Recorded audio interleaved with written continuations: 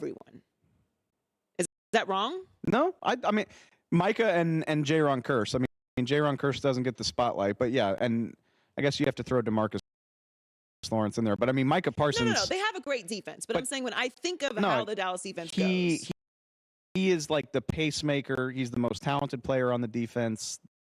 They look to him. Yeah, I think that's fair. So is he defensive player of the year? You know, I mean, I love Micah, and I think you can easily put a case together. And I think the case that you put together is all of the different things he does. Like, he rushes the passer like a madman. He makes impact plays. Like, he's one of those guys who seems to be attracted to the ball. Like, he's always around the ball if it's on the turf. He scored a touchdown against the Bears. He's made plays in coverage as a true off-ball linebacker. He's better as a pass rusher, but he's just the most versatile defender in the NFL. The problem, I think, is we know these words are narrative-driven, and I think Bosa's been more consistently making plays.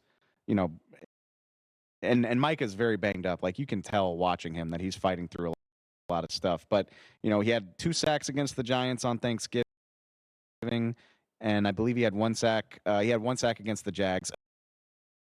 Another play. If the Cowboys beat the Jags in that crazy game, we're talking about how Micah fell on the ball to ice the game and keep Trevor Lawrence from winning. So yeah, like he always has a knack for making these plays. But Bosa's just been more consistently getting sacks, and I won't be surprised if that wins out. But I would vote for Micah, absolutely. I think the versatility, the penchant for being around the ball in big moments, I think that matters. I think he would do himself a world of help if he could make a couple more plays like that in these last 2 games, though. Yeah, and Bosa's certainly deserving. I do think that Micah has a case. Dave Hellman covered the Dallas Cowboys for 10 years, still writes for FoxSports.com, and is my co-host on Speak on FS1. I will see you in... like right over there. Like right over there in a couple hours. 2 hours, yeah, Can't something wait. like that. Come and join us on Speak at 4:30 Eastern. Thanks for joining us, Dave. When we come back on the Herd, Joy Taylor in for Colin Cowherd. We get to Alex Curry with the news.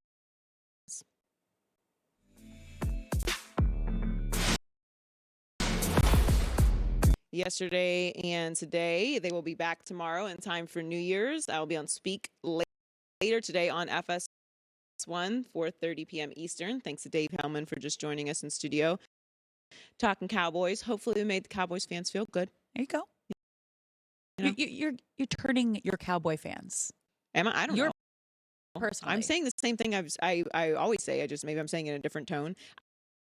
I know my tone can offend people sometimes. You just got to get used to it. I don't have like the most cheery disposition, so sometimes it's opposites. like, yeah, we are. We're like complete opposites. Yeah, that's why we get along. We're like, Alex is perma happy. Yep. Which I love, and I am Daria.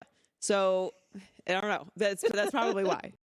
I'm saying the same things I always say. Yeah. It's just I don't say it the way that they want to hear it. I don't know. It's fine. It's you. It is. Alex Curry with the news. That's all I can be. Yeah. Turn on the news.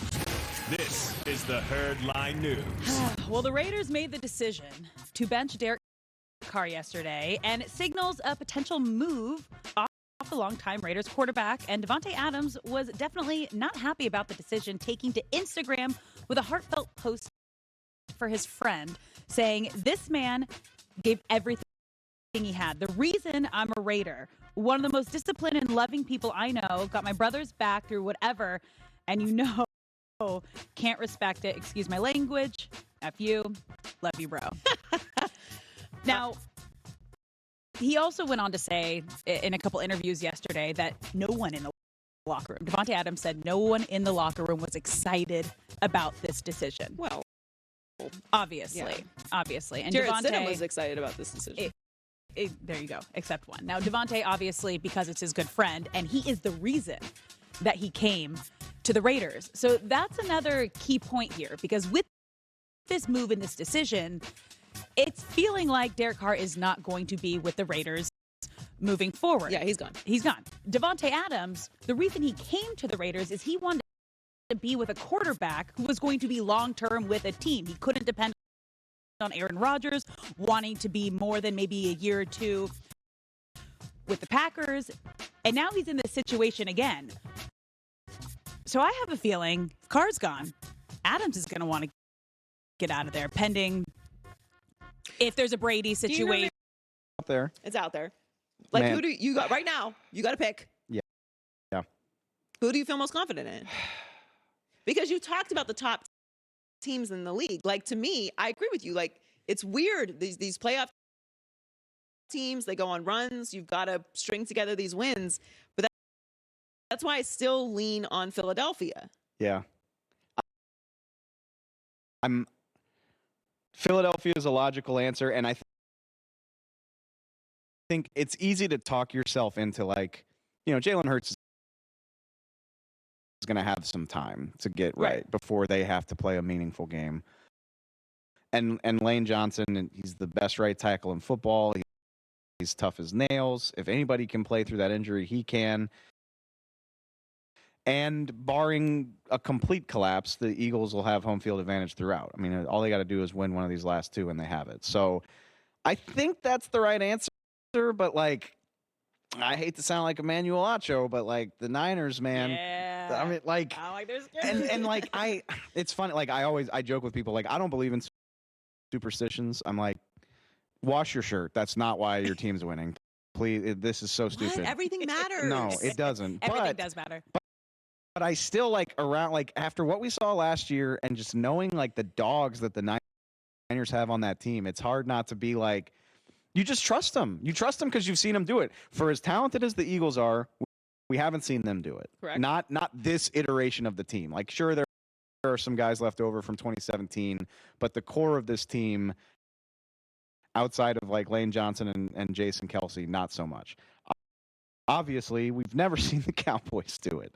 The Bucs, we know they have Brady, but they haven't strung together two good performances all season. The Vikings are the Vikings. I mean, if you want to get on that roller coaster, you're more than welcome to, but, like, I'm okay sitting that one out. And then you're like, yeah, we know the Niners can do this.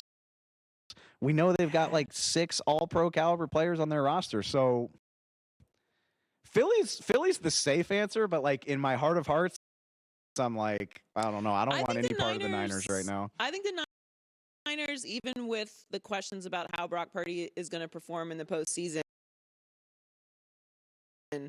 I think it's a perfectly reasonable answer. I mean, you're right. Most of that roster is done. They're this a before. quarterback-proof team. I think I believe that. Like, as long as Purdy doesn't melt down to an absurd degree, like a 4-turnover day, I think they're a quarterback-proof team, which is a tough thing to be in the NFL. Well, barring the defensive collapse, which we've really only seen against the Chiefs. Yeah. So then Super Bowl. Right.